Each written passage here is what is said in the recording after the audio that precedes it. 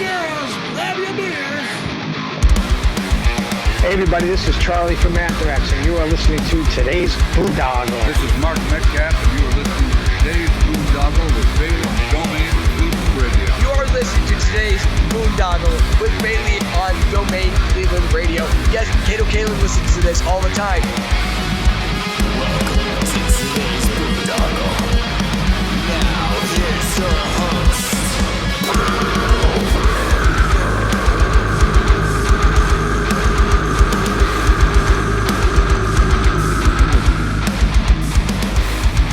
I am Monty Heath, SL1 Heath, and you are listening to today's Boondoggle. Hey, what's up? It's John from Skillet, and you are listening to today's Boondoggle on Domain Cleveland Radio. Fasten your seatbelts.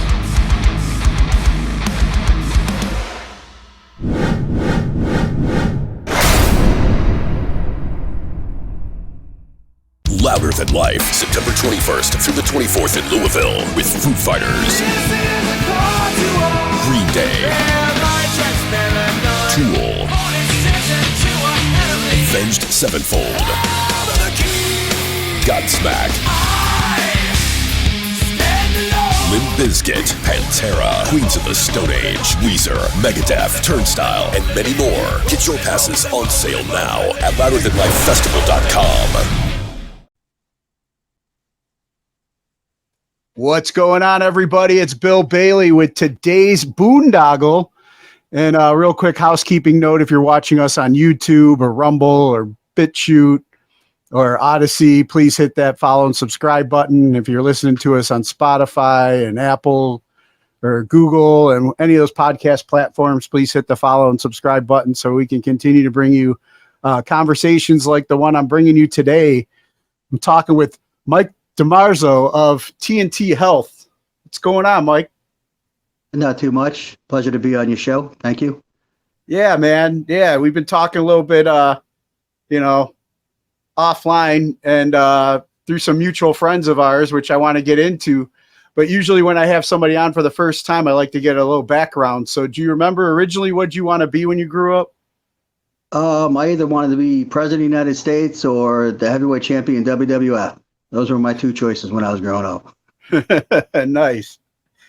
And then, but when was it that, and I definitely want to touch more on the heavyweight champion stuff, with some of our mutual friends that kind of connected us. But when was it? Because I know also we had talked that you had also served in the National Guard and Army and stuff. So when was it that you felt that calling to serve? I actually, when I was a junior in high school, senior in high school, somewhere around that time, I actually was contacted like everybody by every branch of the military, and my entire family served in every branch. We've had the Marines, the Army, the Air Force, the Navy, even the Coast Guard. So it was just natural for me to take a look at them. And out of high school, I was actually going to go into the U.S. Army active duty, but things didn't fall out that way. And so that was back in 92, 93. Didn't fall out that way. And I got touched back with them early 97 and decided then to move forward, but as U.S. Army Reserves. And I went on to become a truck driver. Oh, nice. And then like during your time of, training and any kind of like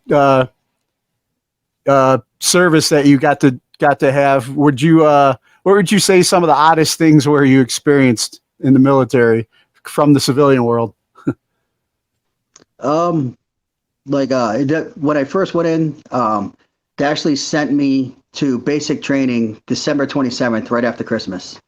So I was there and at basic training waiting on January 1st. And you want to talk about, like, I was used to just being a civilian and going out on New Year's Eve or hanging out with my family on New Year's Eve. But on the base and basic training, man, you're in bed by like 9 o'clock and up at 4 a.m. So I go to bed and like I wake up the next day, it's the new year, and I'm like, it didn't matter. So I just, like that to me was odd. other than that, I mean, I've seen a lot before that, and I've experienced a lot. So even before going in the military, so nothing seemed like too out of place. One of the things that I would say was a little odd was when I was in basic training, a lot of these guys were big, rough, tough, street, mean guys. And, we're talking like guys 6'3", tough as hell. And they're in their bunks crying because they can't handle it. And you got myself, this little Italian dude, walking over to him, trying to settle him down and explaining to him what basic training really was, and quit being such a wuss. Let's just get through it. Yeah. Would you say that because you grew up kind of in a military family, you kind of like had a heads up of like, what kind of mindset to have when you were going in, right?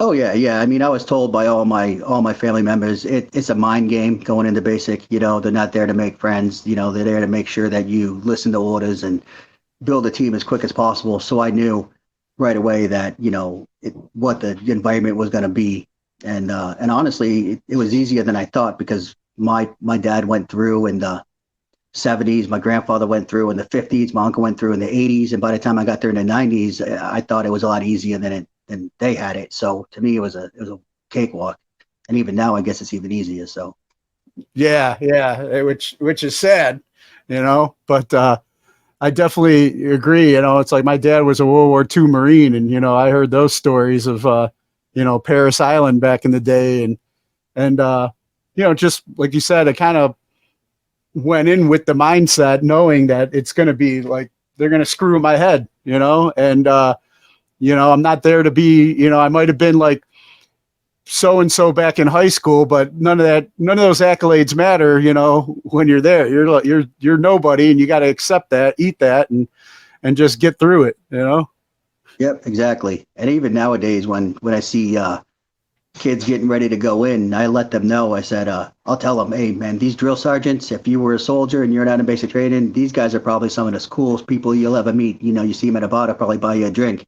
But their job to be a drill sergeant is to be an a-hole. You know what I mean? I mean, that's their job 24/7. So they're not there to be your friend, but in real life, they're probably some of the coolest people you'll ever meet. And just get through it and realize that this is what they're doing. And once you graduate and you're moving on, they might even become a friend of yours. You never know.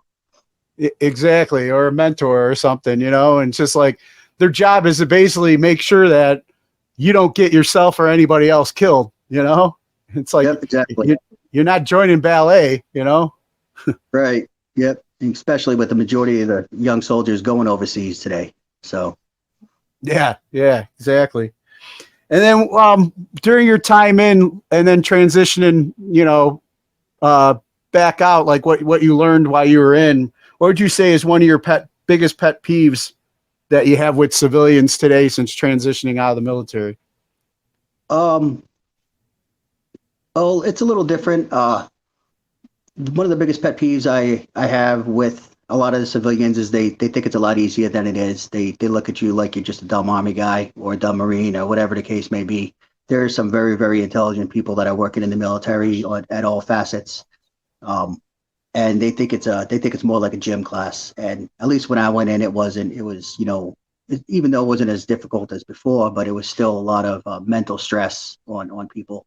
And a lot of the civilians that never go through it, they don't understand, what these kids are going through when they're going through all that and the stuff that they've seen. And, they don't give them enough credit, I think, sometimes.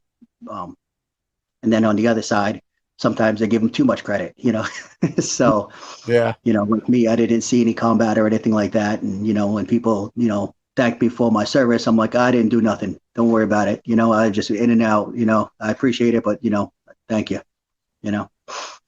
Yeah, gotcha. And then what is something that, you picked up, though, during your time of service that you'll always carry with you? Definitely the discipline. I didn't have it before. When I went in, the discipline that I got in there, knowing that even to this day, I'm almost 50 years old, I still try to follow a regiment. I know that on this day I do this, and as long as I hit those, I'm going to accomplish everything that I need to accomplish. And I still have a tendency to get up early. I'm still up at like usually 5, 6 o'clock in the morning, which isn't as early as before, but still, I'm still up and at 'em and ready to go. So those are two of the biggest things that I took away from the military. Nice.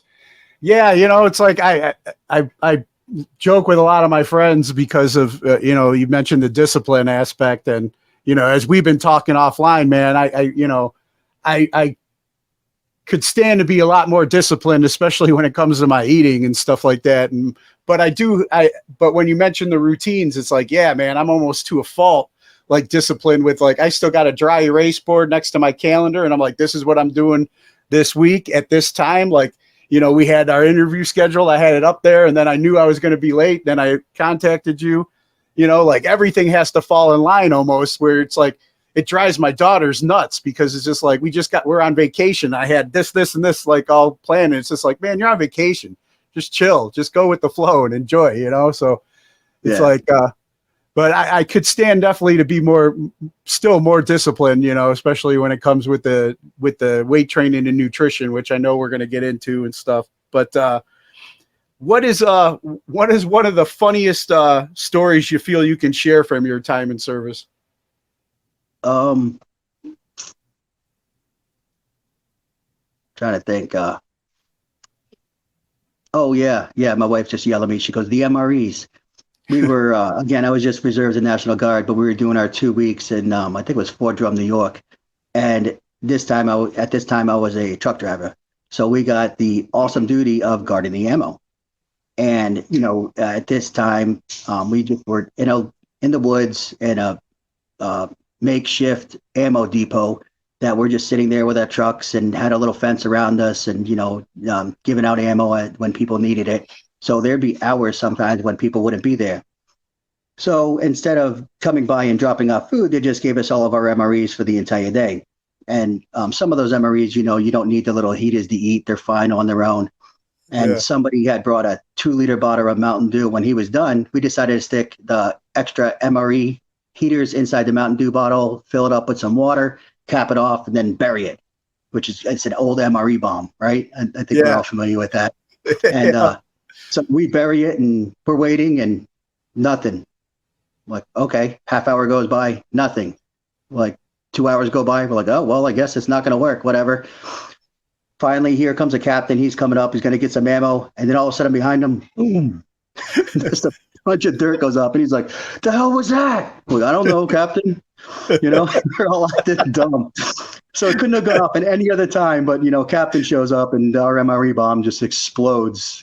So we kind of had to explain that one away the best we could. Luckily, he was cool and he thought it was funny since we didn't do any damage to anything. He just told us not. He just told us in his words, "Don't let me catch you doing that again." So it's okay as long as you can catch us, I guess. Yeah, because who knows what he's experienced, giving the poor guy a flashback or something. Yep, exactly.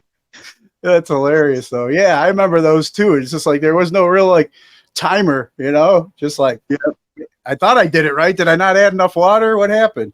That's what we thought. We had 5 MRE heaters in there. We just thought, well, maybe not enough water, And then about 3-4 hours later, when the captain showed up, it decides to explode. So. That's awesome. And then, what would you say is one of your greatest hopes for the country that reserves or whatever? You raised your right hand. You were willing to go if you would have got activated and called or whatever. It's like you take the same oath of enlistment as anybody else. So, what would you say one of your greatest hopes is for our country that you've been willing to give your life for? Honestly, the generation that's coming up that's just hitting their teens, because I got a couple of teenage boys, 13 and 14 years old, and it's not the same as the ones that are in their late teens, early 20s, and 30s that are on all this woke stuff. A lot of these young men that I speak with, they want to be men. They want to, many of them are very patriotic and want to, make sure that the country goes in the right direction. And so, not the generation that's getting ready to vote now, but the one that's just behind them, the ones that are just hitting their teenage years. I got a lot of hope that those ones that are coming up that are getting ready to vote. I see a lot of patriotism and a lot of conservatism in them, and wanting to go back to men are men, women are women, and moving the country forward. and I guess part of that is because we homeschool our son, and I teach homeschool, so I get a little different view of people, because that's a whole different group of people than the ones that are just running around in the cities. So Yeah, and I've seen, man, definitely gives me hope too, because I've seen the way everything's gone from, like you said, even with training our military, how much softer it's gotten, and it's just like how can we still remain a superpower if we don't have men, willing to do what men need to do to fight and defend, and it just seems like, I could do a whole nother podcast episode with you on, what I think is going on and this, that, and the other, but maybe we'll have you back for that one down the line. Definitely. But speaking of, men today, and like the stigma of mental health, what do you feel we could do to break the stigma of mental health and PTSD today? Just keep it out in the forefront, it's just like everything. If we're not talking about it and we're not trying to advance it forward, then it's going to go nowhere. You just got to let people know that, hey, most men, try to carry the weight of the world on their shoulders and move forward.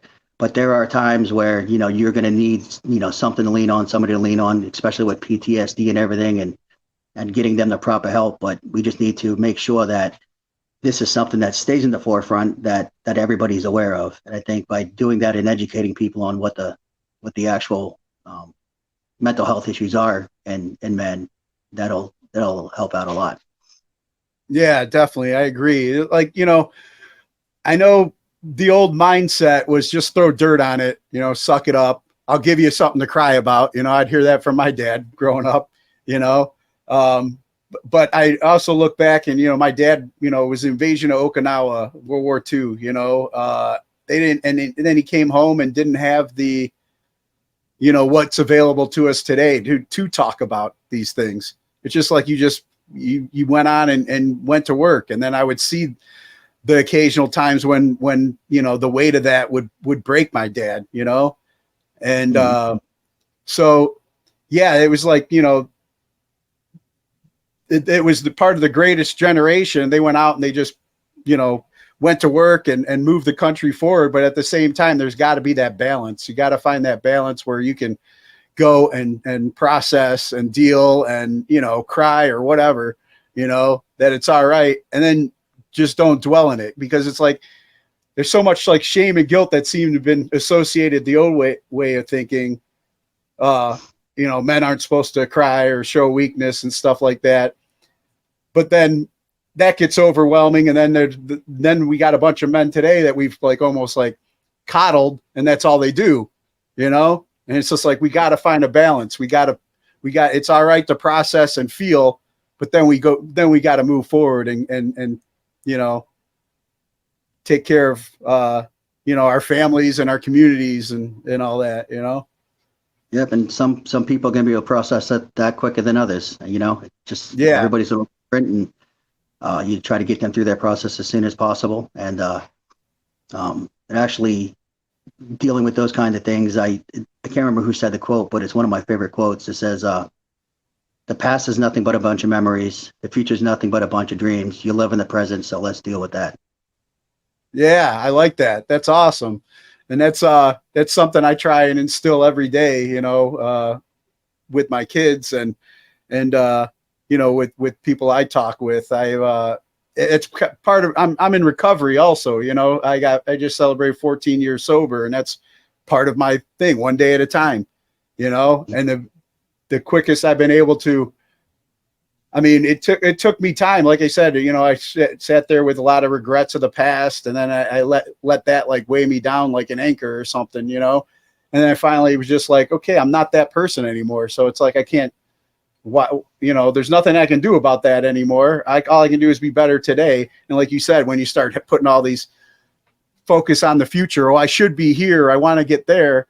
It's good to have goals, but at the same time, it's like, nothing's promised tomorrow. All I got is today. Exactly. But,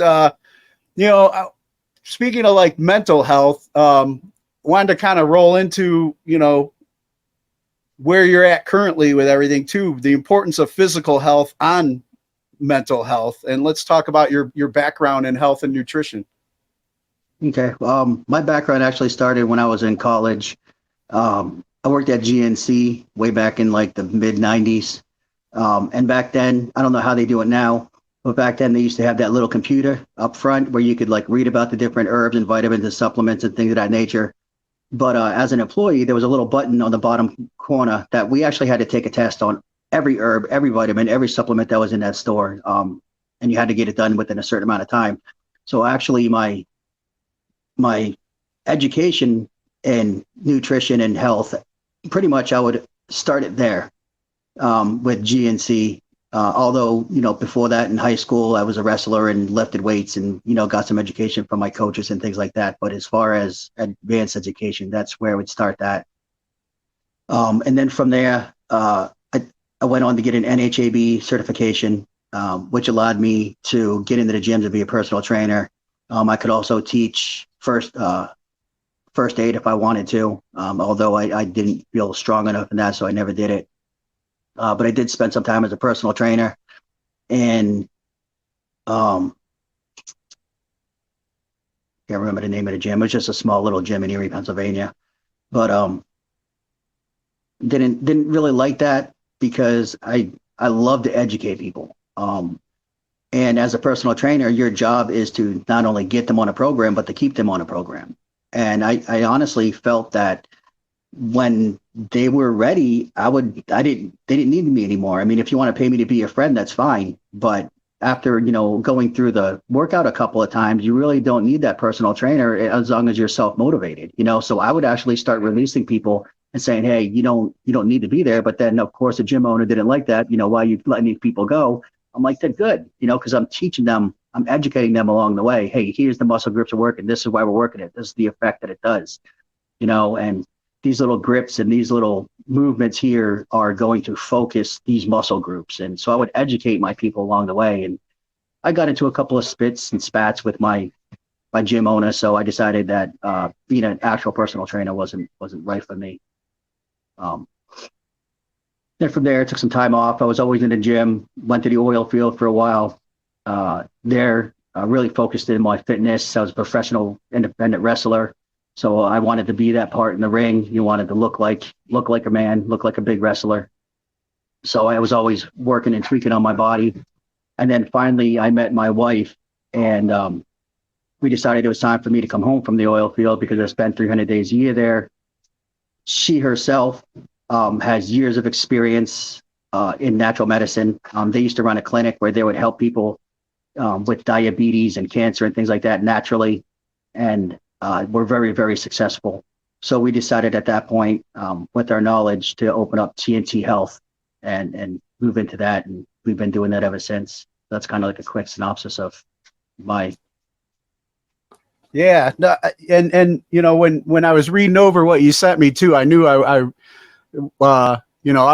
for many reasons, I was looking forward to this conversation, but when you mentioned the natural health stuff that your wife is involved with, like one of the journeys that I've been on myself, especially after transitioning out of the military, the VA is coming along slowly but surely, but it could still do so much more. And I realized I wasn't getting a lot of the help that I really truly felt I needed at the VA. It's just like they were just throwing a ton of like pills at me, and some things were like, causing me to put on more weight, causing more issues, and I found out when I started like researching things, like first, I think I got into like Dr. Mark Hyman, and then I started like checking out some other naturopaths and doing things like float tanks and meditation and like whole body, like health stuff, and getting into the herbs and all that. Like I did hypnotherapy and all that to help me with a lot of my anxiety and PTSD. It's like there's so much that I've like looked into that I've learned so much about, that kind of prepared me for, kind of what we've experienced the past couple of years too, on like, what was throwing up red flags to me is what I was being told to put in my body, and what I really need to be putting in my body. But so you meet your wife, she's involved with a lot of that stuff. You kind of adapt the natural ways with your bodybuilding knowledge, and then you created your own supplements basically now with TNT Health. Correct. Yeah, we opened up when we first opened up, it was a Blackstone Labs distributor, which is a fantastic company too, by the way. I met the owner, PJ, because he used to always go to the Arnold Classics, and he was just a straightforward kind of guy. Never lied about his products, never lied about what he did, what he didn't do. So we started with that, and then eventually we found distributors that we felt comfortable with. And the first one we created was an organic protein with an appetite suppressant that's created for us right here in Atlanta, Georgia. And the fact that all of our distributors are here in America in either Reno, Nevada or Atlanta, Georgia, that was incredibly important to us. We didn't want to deal with putting employees overseas. Being a veteran, again, myself, I wanted to have American people working on our products. So once we got into where we started seeing what we could sell with Blackstone Labs and kind of filling in the gaps, again, our first one was the organic protein with the Hoodia appetite suppressant. My wife is very, very picky on taste. So we put it out in vanilla, and she returned it, I think, 3 different times because she didn't like the way it tastes. And then finally, when she got it to the point where it tastes good, we went ahead and had the Hoodia put in it, and then I sent it back once because it wasn't strong enough, because I didn't feel any appetite suppressant in there. And then finally on the second attempt on that, so just like to attempt like 5 or 6 now, we put the product out, and that was our first one. And then from there we found another distributor in Reno, Nevada, and that's primarily who we use a lot of our products through now. He helped us with the very basics. We have L-glutamine, L-arginine, L-citrulline, creatine monohydrate. We have 2 different types of SARMs now, CBD oils, full spectrum, both 500 and 3,000 milligrams.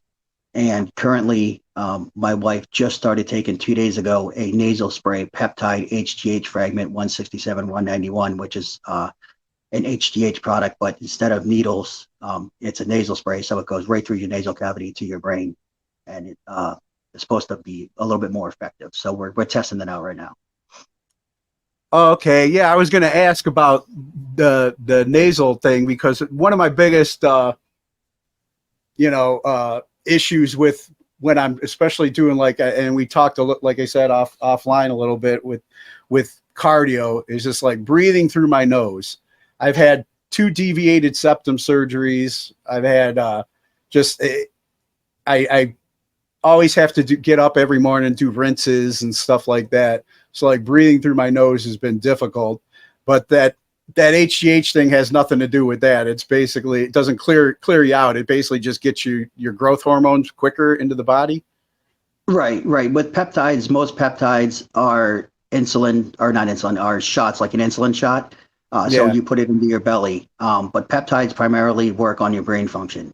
So when you're shooting it into your belly, it's got to make its way through the body and eventually get to the brain. But the nasal spray, it's nose to brain. There's 3 passages that it can take depending on the bioavailability of the peptide and how it's constructed. It'll be taking any one of the 3 nasal cavities and either going straight to the brain or going around the back through the medulla oblongata and then back up through the brain. No, it's way more scientific than I can get into. So we ordered this for my wife to see exactly how good the product is. And that's something that we do here at TNT, is every product that we put out, we either test it or we have somebody that's trusted test it for us, because it might not be maybe what I'm doing or what she's doing at the time, but it might be something that somebody else I know is doing, and they're willing to be our little guinea pig, I guess. And even with Blackstone Labs products, there's so much more out there that they sell that we don't carry. Simply because we've tested them out and we didn't feel it was up to even our standards as what we want to sell. So Now, what is the benefits of the HGH through the nasal going to the brain? It's a more direct route, instead of like a lot of the HGH or the peptides are, again, shots. So one, you don't have to give yourself a shot 2 or 3 times a day, because reading on some of these, the HGH peptide, it's either 2 or 3 shots a day. A lot of people don't want to do that once a day, let alone a couple times a day. And then also the route is a lot more direct because it's a brain stimulant, which triggers the rest of the body to function. And so if you're going straight in through the nose, the nasal cavity goes right up to the brain in one of 3 passages. So it's a much more direct and less invasive way of stimulating the peptide to work. And from what I've been reading, they said the only more direct way than nasal spray peptides would be just to take the shot and put it straight into your brain, which nobody's going to do. But, so it sounds like it's a lot more efficient. So we're going to give it we're trying it out. Yeah, I'm just curious too, because like I heard about the the shots in the belly and stuff, and understand it, that might help too with burning belly fat and stuff like that. But I was wondering if like the brain, does it help like with your focus and stuff like that too? Does it help with your memory, or I don't know? Does it? What depended on the peptide that we have now that we're looking at, the HGH 165, 167, 191, it's a fat loss product, a lean muscle mass builder, and anti-aging. So I'm sure it does help out the memory. As far as mood enhancement, I'm not quite sure. It does help with sleeping. My wife has been taking it now for 3 days. This is day number 3, and she's slept better both nights she's taken it. Nice. So, but yeah, it goes into different parts of your brain because different pieces of the peptide work on different areas, and it helps with, like I said, stimulating the fat loss, the lean muscle, and the anti-aging properties that HGH carries. But I guess it's actually, as far as anti-aging goes, the fragment part is actually a little bit more effective than the actual HGH itself, because it's the stem part of the HGH. So that's why it's called a fragment. And that's the part that primarily deals with the anti-aging. So you're getting it in an almost condensed sort of form. Gotcha. Yeah, I hadn't heard of that before, so just gave me an education there with that. Sounds like something I might need to talk to you more about offline as well. Definitely. But so basically that's kind of like the origin story of how TNT Health came to be. But like, tell like the audience like what you offer your customers, and what they can expect if they order your products. We do what's called comprehensive health. Working with GNC and some of these other stores around here, most of the time, especially at big chain stores, you go in, you tell them what product you want, and they'll sell you usually whatever they make the most commission on. And that's really their goal, is just go out and make money. Our goal here, of course, the goal of every company is to make money. But our goal is to make sure that you achieve your goals and you achieve your results, because we believe that when you succeed, we succeed. So we look at, again, your comprehensive health. That means we take a look at your eating. We take a look at your exercise routine, if you even got one. And then we actually take a look at the supplements last. And they're called supplements for a reason, because they supplement your eating and they supplement your workout. And those are actually the 2 key pieces in any workout before the supplements even get there. So we make sure that those are at least on point or getting on point. And then we basically show you all the products that could work for you. And we key in on 1, maybe 2 different supplements, because no matter what you're doing, it doesn't matter what your goal is, consistency is going to be the key.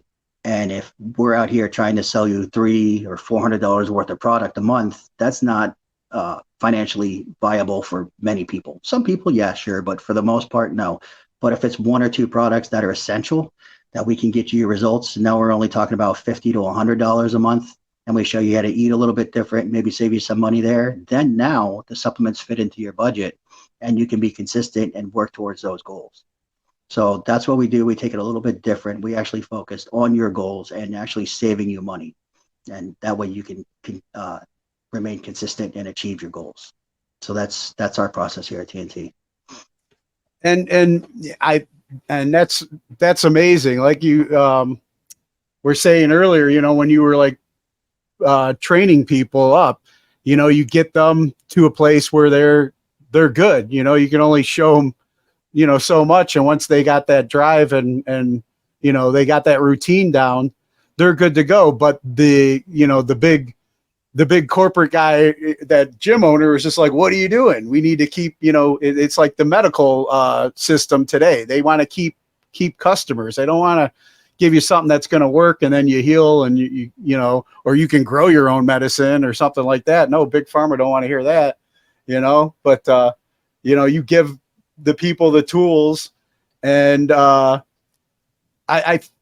mean, you'll just by being straight up and ethical like that, I think you're going to maintain good customer relations that people are going to want to keep coming back and working with you if they need to, because, you know, just because of that alone, there's some of us that, you know, just don't know any better and they just keep going to the same doctors over and over or whatever, you know, and don't realize, man, you could be, you know, if you would just change this and this, you could get off half these pills they put you on, and, you know. Yep. But we actually send some people away when they first come see us. One of the examples that I had was a young man. He played football out here in Texas, and he wanted to increase his strength and lean out a little bit, and sitting down with him, and his father was there, and we were talking about his eating habits and his workout habits. And I told him, I said, I can sell you stuff today, man, but you're gonna not like it because you're gonna think that the products don't work. And what the problem is the products work, you don't. So I said, what I want you to do is take a month or two, do this. We set up a little ED program for him. We set up a little workout program for him, and make sure, you know, you check in with your dad and he holds you accountable. And when you're ready, you come back to me. And, you know, it took him about 6 or 7 weeks. He came back, and all we did was put him on some protein shakes and some creatine. Because again, he's under the age of 18. We don't sell anybody anything that, you know, is going to harm their bodies. You know, we stay within the age groups. And when he came back after doing his first round of creatine, his bench had went up almost 35 pounds. He had leaned out, and he went from being a tight end to a linebacker. The coach thought he was too small to be a tight end because he was mostly a blocking tight end, I guess. But now he's leaned out so much that he made like the perfect linebacker for the team. So he's completely enthused about it. But, you know, we sent them home because and much like when, you know, our discussions on the backside, you know, I told you, hey, when you're ready, we'll get you on something. You know, let's get you consistent. Let's get you there first. You know, it's not about, all right, let's make the money today, because sure, I can sell you whatever, but if it's not going to give you the results, you're not going to come back. But if I can make sure that we set everything up for you first, and then when you're ready to add the supplements in, and then we just expedite those results, and you see what you're actually capable of, and then, you know, we have the faith that you're going to come back to us because we were the ones that led you there. Yeah. And I mean, like what drew us to the conversation originally, it was, you know, I'm seeing the results in a mutual friend of ours, you know, and it's been, you know, I'm like, damn, dude, you know, what do you got going on? And talk, you know, it's like I've been running a routine here for a little while, but like I said, you know, I've been completely honest, man. It's just like I don't keep the discipline with the food. I started getting it good for a little bit, and then, you know, I let stressors in my life, like, you know, which is no excuse really, you know, if I really had the discipline, but I let stressors going on with, you know, family situations and stuff like that, and then I stress eat. And then I go on vacation. I justify that in my head, like, oh, you know, it's like, you're on vacation, man. Enjoy it. You're still getting some exercise and working out. But then I come back 10 pounds heavier. I'm like, what the hell did you do, man? Yep.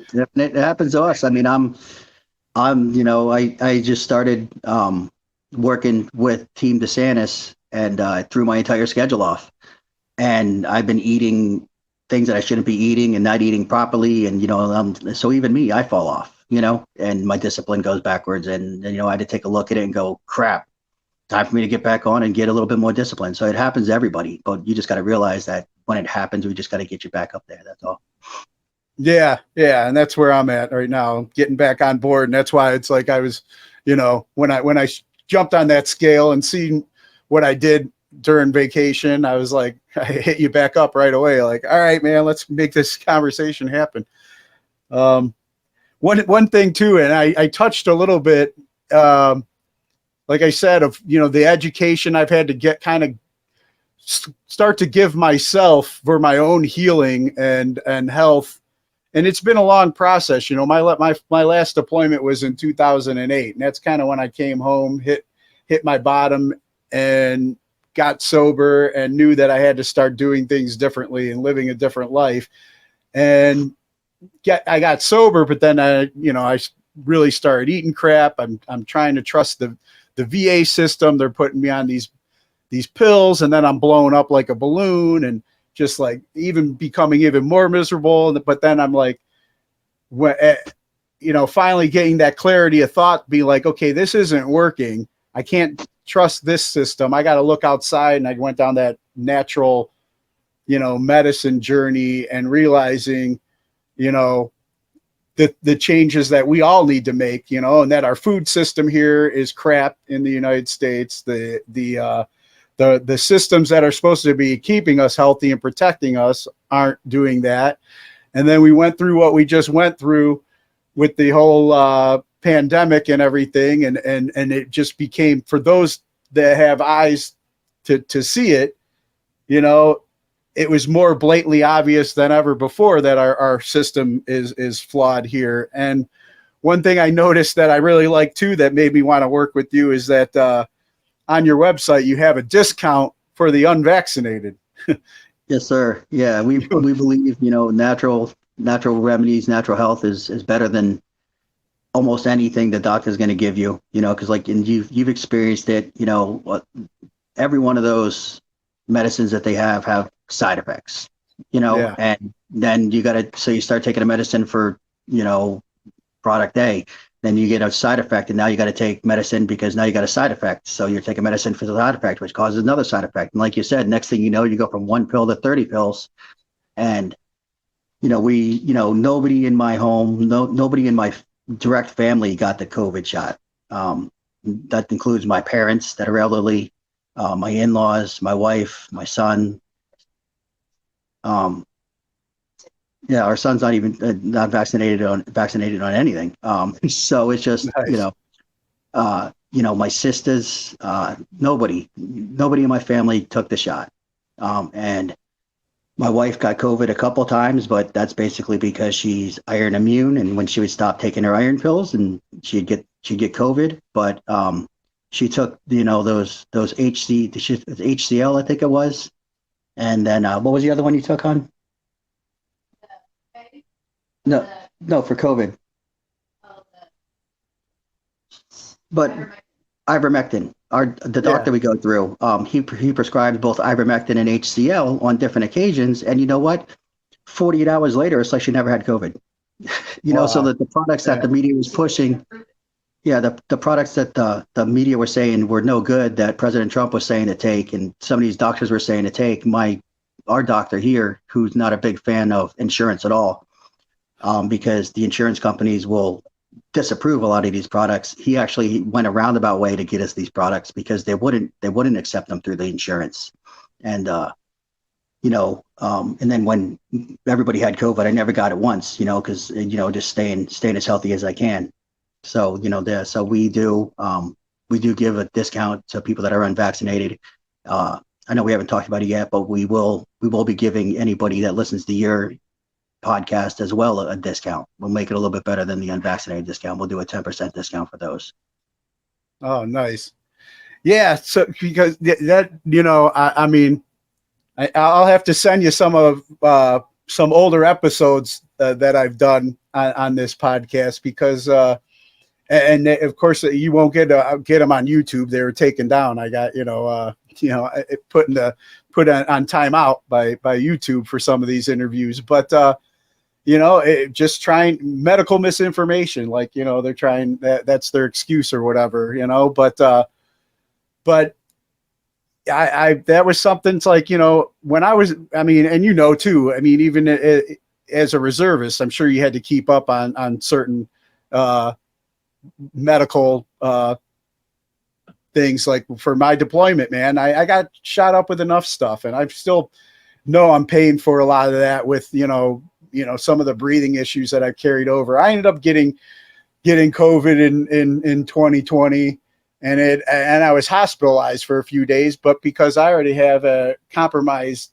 breathing from my time in the military, it hit me a lot harder. And I tried going about getting a lot of those medications that you just mentioned, and unfortunately, it didn't get much luck here in the Cleveland area for that. I had to go, like through I think Frontline Doctors or whatever, some of those like websites, and do the order, and it's like if you didn't order in advance, you're kind of screwed, But Yeah.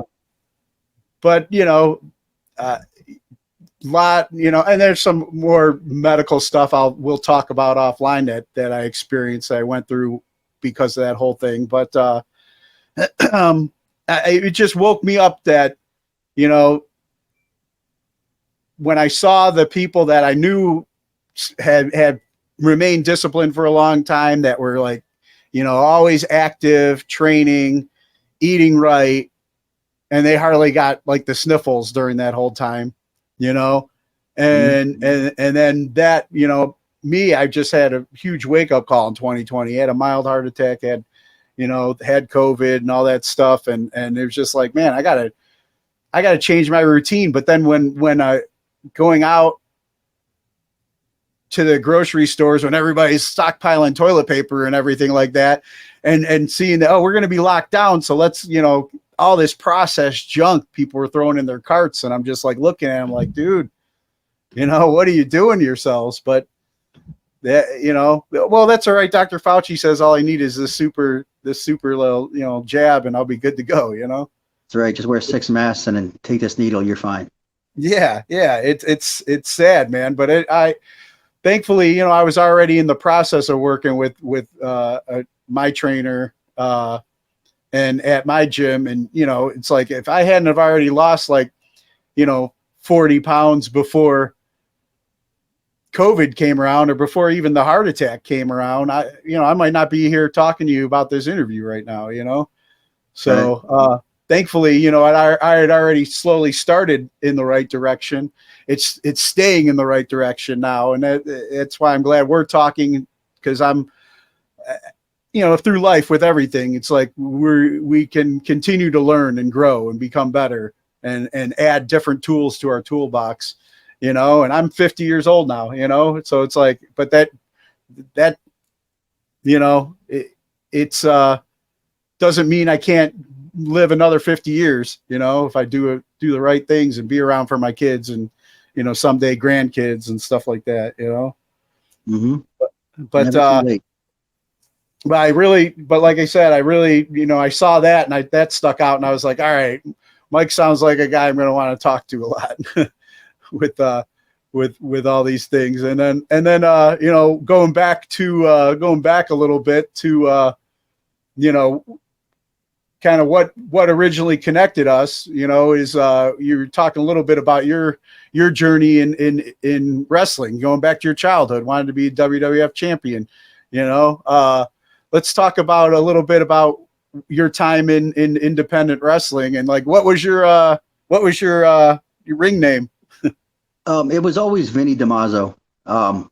It was we kept the last name, but I had an Uncle Vinny that he was pretty awesome. So and he had passed away, so I chose the name Vinny. So I always wrestled as Vinny DiMarzo. Now I went by different monikers. When I first started out, I was Mr. V Vinny DiMarzo, and I'll explain that in a minute. Then it went to the Beast Vinny DiMarzo, and then finally I'm pretty much done now. Due to back issues, but I ended up on the headline Vinny DiMarzo. But yeah, that's so. It's always had the name Vinny DiMarzo, just different prefaces to it. That's all depended on how my character grew and evolved. So nice. And then where did you get your start in your training? I see you'd mentioned some mutual friends of ours in the Cleveland area, but did you start originally in Cleveland? Yeah, actually, yeah. Yep. I met Johnny Gargano in Cleveland, and I was in my upper 20s at the time, and sitting there and talking with them, and told them I always want to be a professional wrestler, but man, in most sports, like that 30-year-old range, man, you're over the hill. Yeah. And he's like, no. He's like 30. He's like, that's prime in professional wrestling. I'm like, really? He's like, yeah, we PWO was around at the time, and he's like, yeah, we got a school. Why don't you come down? You can train with us. And so that was it. I started training with PWO, and I trained with Johnny Gargano and Gregory Iron, and Matt Cross came in a couple times. Josh Prohibition, Matthew Justice was there a couple times. So I got to train with a lot of these Cleveland guys, and that's where I got all of my beginning training. Of course, you're never done learning, but that's where I got started, and it actually was fantastic experience. The way they ran the school, and honestly, it's a shame it's not around anymore because they teach a lot differently than a lot of these other schools that I see now. Yeah, I been a big fan for years. I was friends with JT Lightning, and which I know, helped train a lot of those guys back in the day too. And, big wrestling fan growing up, watching it, and then, big supporter of the independents. So, Matt Justice, friend of mine, and, Matt Cross and, Josh, I would talk to him when he was going for his master's at CSU. His class was like across the hall from my class when I was finishing my bachelor's, and, during break, I'd talk with him and everything. And, Gregory, big fan of his journey and everything, especially, his story so inspirational, and been wanting to get him on here as well. But run into those guys quite a bit. Big supporter of AIW here in Cleveland. Friends with John Thorne, was a good friend of Chandler Biggins, who's no longer with us, and just thoroughly enjoy being around and supporting those guys. I actually tried my hand back in the day. I used to work with, I don't know, remember Psycho Mike and Masters of Mayhem Wrestling here in Cleveland. I would book before AIW was doing stuff at Peabody's. I used to do wrestling with Psycho Mike and them at Peabody's and stuff. So I was like a heel character, and I got the juice and all that good stuff. So that was fun, but nothing really nothing in ring. I thought about getting put through a table, but but that was back when I was drinking and all kinds of stuff. So who knows? I'd probably be even more jacked up if I had done all that stuff. But yeah, just huge fan of that stuff. So you got involved with those guys. You started actually doing some of the shows with them and everything as well. I never made it on PWO. I would help set up and things of that nature.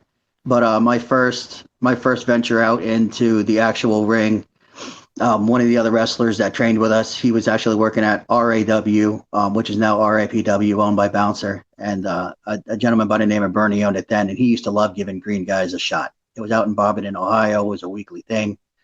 So he would take a lot of the green guys and, put them in the ring, and it was a place where you could hone your skills and your craft in front of, crowds of anywhere between 50 to 200 people, depending on the night. And that's where I started and stayed there for a little while.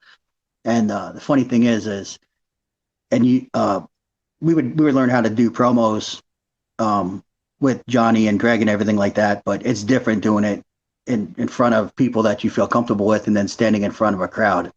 Yeah. So I'm back there. I'm back at RAW talking with Bernie, and I had this guy crack it up. I like to think I'm a funny guy. He's laughing. So he's like, hey, he goes, your partner is going to be Tristan. I'm going to put you in a tag team that you guys, come up with a name, whatever.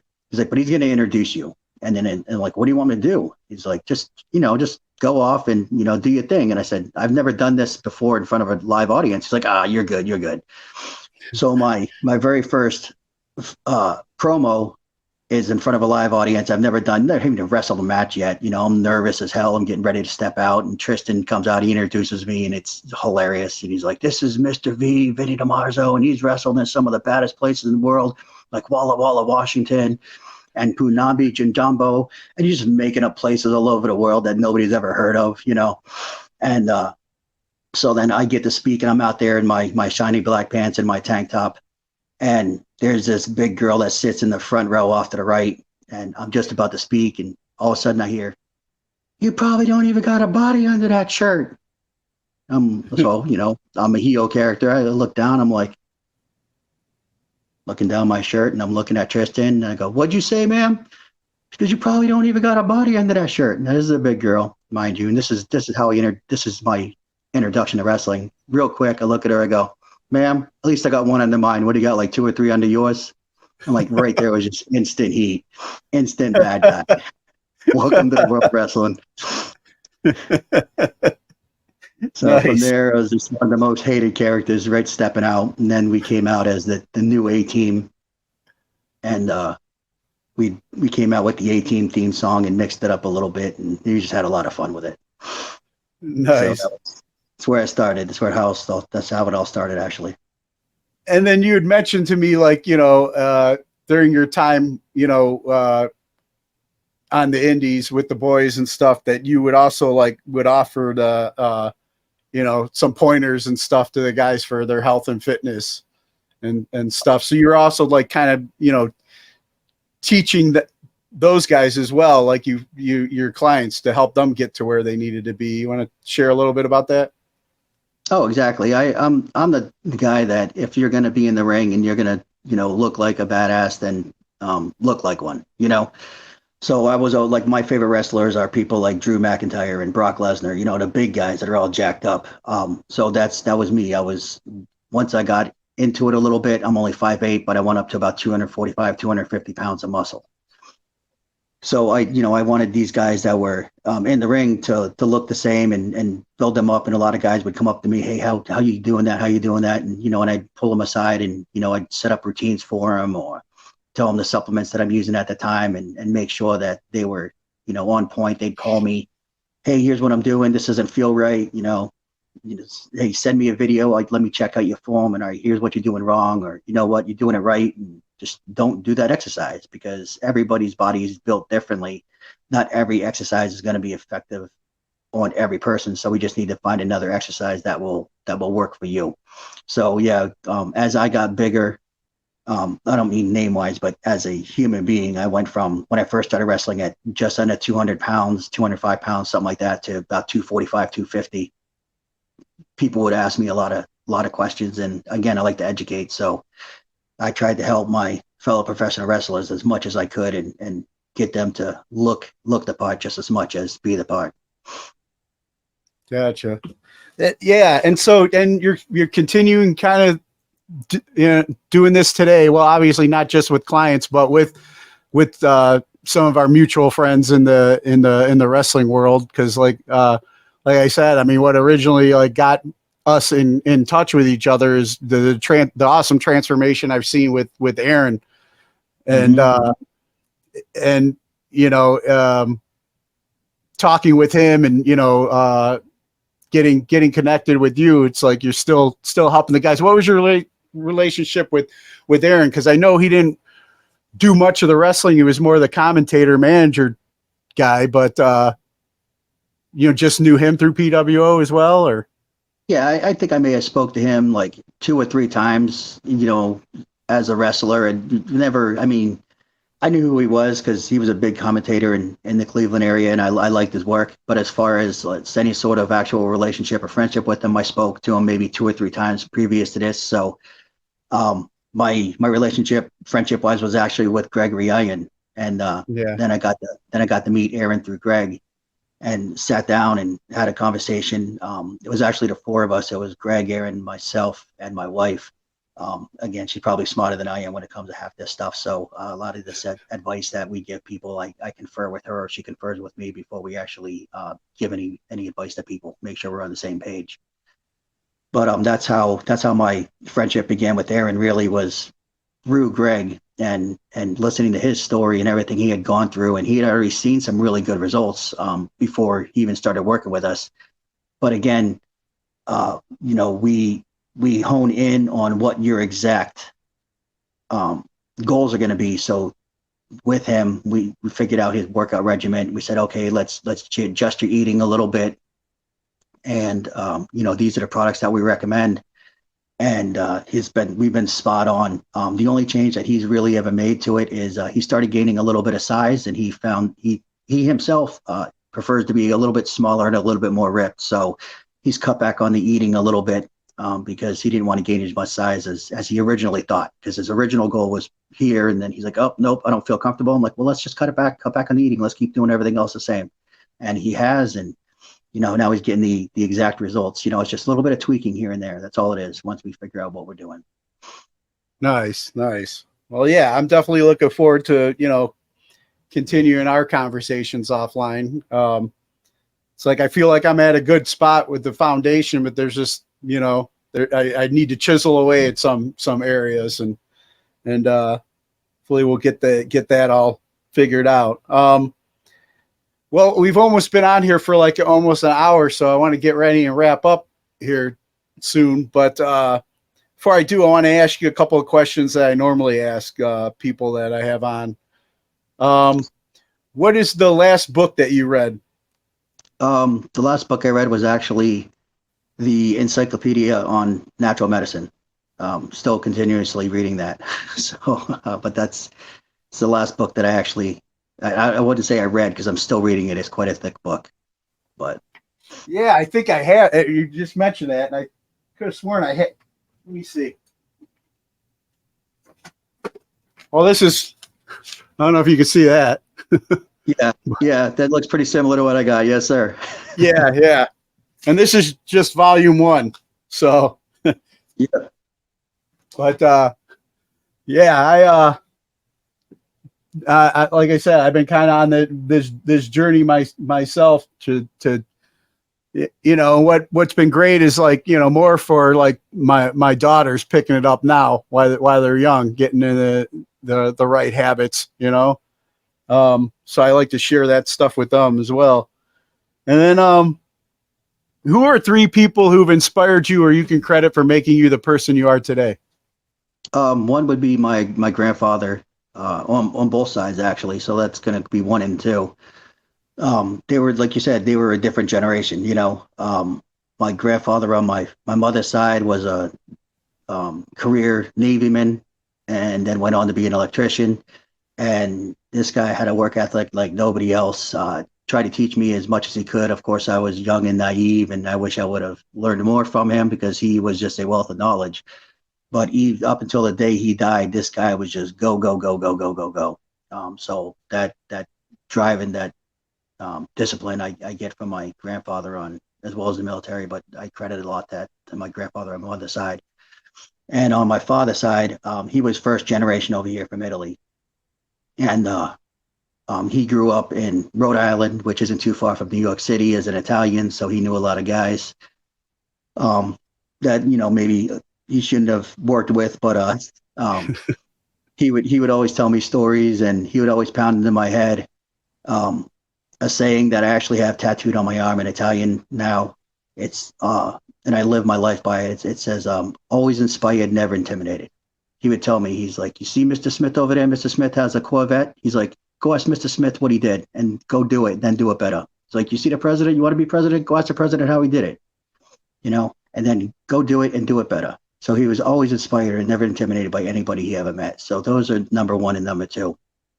And then my third one is actually Abraham Lincoln. I have some different views on Abraham Lincoln, but as far as drive, I get my drive from the Abraham Lincoln, because most people don't realize the amount of failures that he had in his life before he became president, the amount of just setbacks that he had with his wife and deaths and things that happened in his life that people aren't aware of. And then for him to still just keep getting up and doing it every single day and driving and going, you know what? Well, I lost this race. No big deal.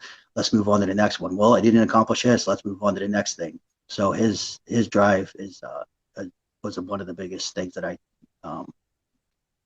took forward once I started learning about his story. Yeah, and I believe he had a wrestling background too, right? Yeah, I think, yeah, he was. Yep. Yeah, I forgot about that. And then, what would you want your legacy to be when you're no longer with us? My legacy, hopefully, would be with TNT Health, and that, as not just a company, but as a group of individuals like we are, that we did our best to keep people as healthy as possible, to allow them to strive and achieve their goals, and we did it ethically. We did it the way that you should do it, by making sure that we put people first, and we did things the right way. That's basically, if I can get that legacy when I'm gone, that'd be fantastic. Awesome. And then, favorite toy as a child? Oh, it's got to be the WWF wrestlers, man. I had a huge suitcase full of them, man. I had like Hulk Hogan, Andre the Giant, the Iron Sheik, Paul Orndorff, I had Big John Studd. I had them all, man. So that was my favorite toy. Nice. And then, I don't get to ask this one too often, but favorite wrestler growing up? Growing up, it was a tie between two people. It was actually Ivan Putski. He was Polish Power, because my mom's side is Polish, so that was pretty cool, seeing this jack dude in the ring throwing a Polish hammer. And then the other one was Wildfire Tommy Rich. That was one of the first matches I ever watched professional wrestling. He was an impromptu match against him and Ric Flair, and just the excitement of the crowd and seeing the things that were going on in the ring. He became one of my early favorites. Nice. And then you still watch today? Occasionally, not as much as I used to. I don't have cable anymore, so I don't really get a chance to watch it that often. If anything, I watch little blurbs on the internet or read about it. But also, I'm so busy with the thousands of things that I'm doing. It's hard to keep up.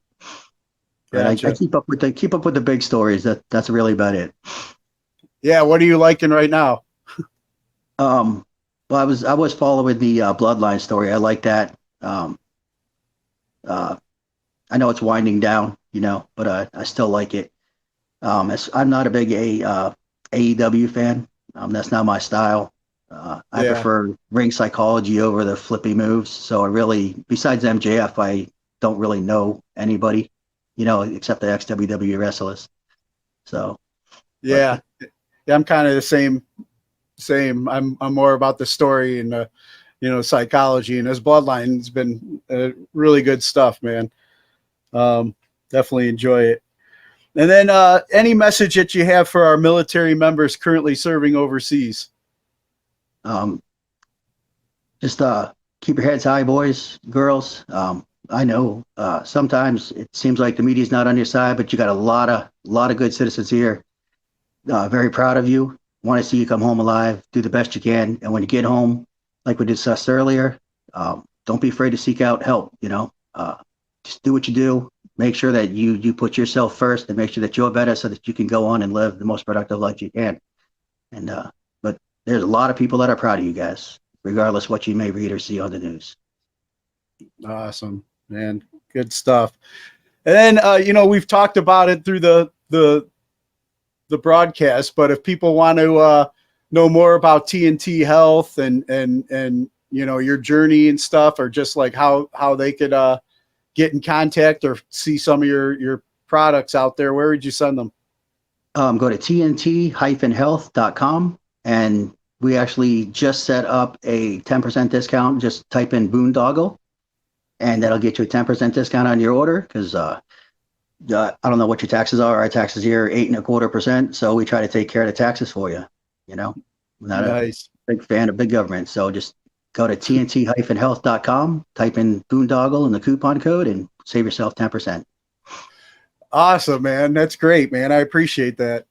Sir. And well, we'll definitely be keeping in touch and talking more when we get done with this. But man, I'm glad we were able to make this happen, hear more of your story. Now we got definitely a lot more to talk about. But, hopefully the audience out there enjoy it, and we'll definitely hit you guys up, man, because I like what you do, and you put the people, people first, and you don't try and sell them stuff that they don't need, and that's good to know, man. So yeah, thanks again for your time, Mike. I really appreciate it. Thank you much. I appreciate it. And anytime you want me on air, just let me know. Oh yeah, I'm sure we'll have some more talking about other things that big government's doing that we don't agree with. But sounds good. All right, take care, man. Thank you. Bye. Bye-bye.